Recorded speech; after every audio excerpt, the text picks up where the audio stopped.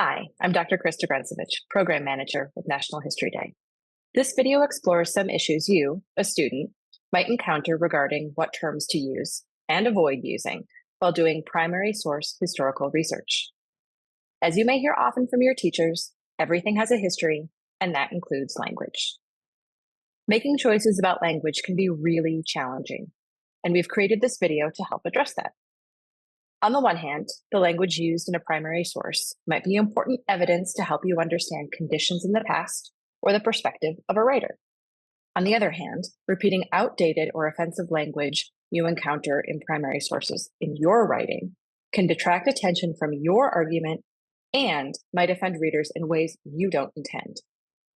To provide you with some advice and guidance, we've had a conversation with Dr. Renee Romano, Professor of History, Comparative American Studies, and Africana Studies at Oberlin College. Dr. Romano has worked and thought about why and how to be thoughtful about terminology in historical writing.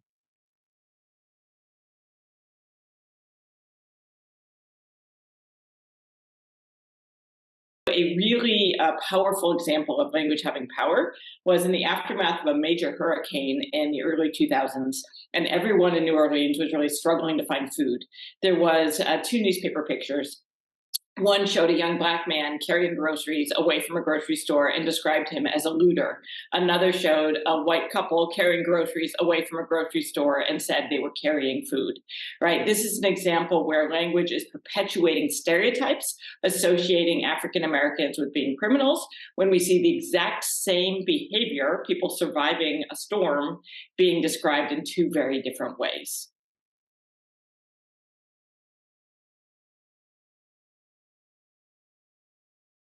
You can find the way a particular group might like to refer to themselves through doing research on the internet, looking for examples of web pages created by that group, particularly political organizations that they might have expressing how they like to refer to themselves.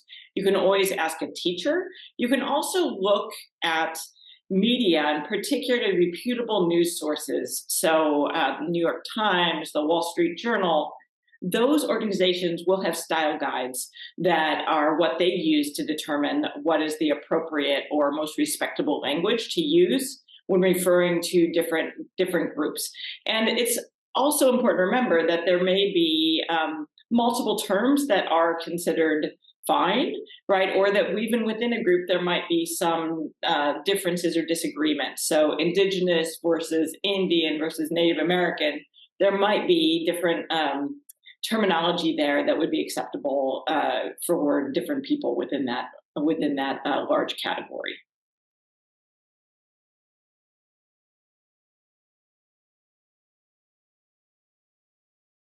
One of the things that can be really challenging about historical writing is that you want to respect your sources. Your sources are your evidence, and the language in those sources can be really important and can tell us a lot about the past. So if you find an offensive term in a source, you never want to use that in your own voice. You'd only use it in a direct quote of that primary source.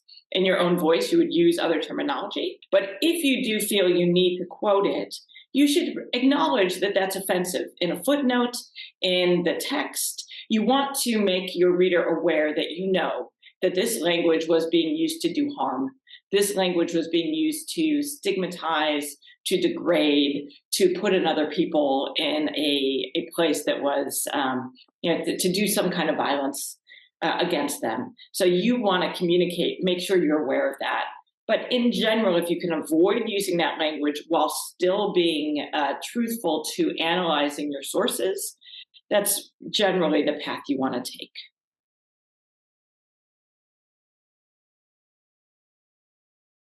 Ask your teacher, ask your parents, try to find out how this term was used and what it meant in the past and what it means today. There are terms that were once considered offensive that we no longer consider offensive.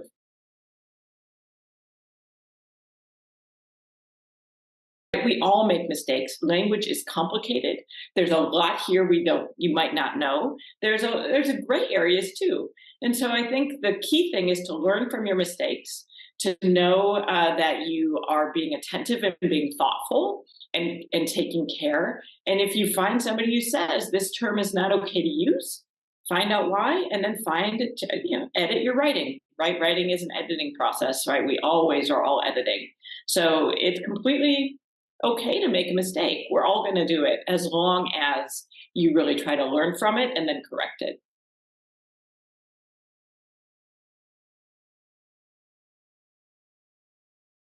I want to encourage you, though, to really think about language, and language is an issue of power because it is such a powerful tool for understanding the past. We often put in quotes in our historical writing and just to this is what they said. But how something was said is as important for understanding the past as just what was said.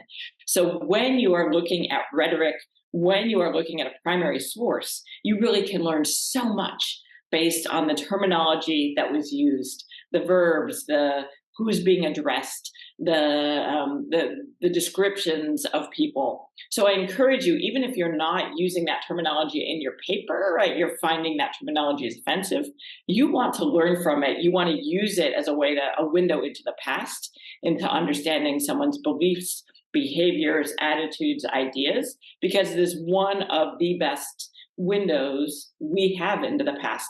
How people talked about their world, how they talked about other people, how they talked about themselves.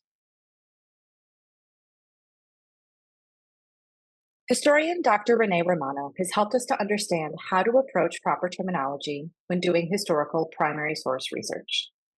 As Dr. Romano discussed, historical work should be true to the past and should not shy away from telling hard stories or acknowledging racism, sexism, or other forms of discrimination. At the same time, historians, students included, need to consider how to best communicate with and respect their present-day audience. As you research, be thoughtful about the terminology you use in your historical work and work to communicate openly with your audience about your language choices. By doing so, you will demonstrate both an understanding of the past and a sensitivity to the present. Here's a short list of best practices to keep in mind as you research, whether for your National History Day project or anything else. If you are unsure about how offensive a term might be to other people today, do additional research or ask. If you determine a word is a slur, do not use it when writing in your own voice. Think very carefully about whether you need to use a quote that contains insulting or demeaning language. If you do feel you need to use a quote that contains a slur, you should acknowledge that the language is offensive and explain why you chose to use it, either in your analysis or in a footnote. If you make a mistake, acknowledge it as soon as you're able, and then apologize. Then follow Maya Angelou's advice. When you know better, do better.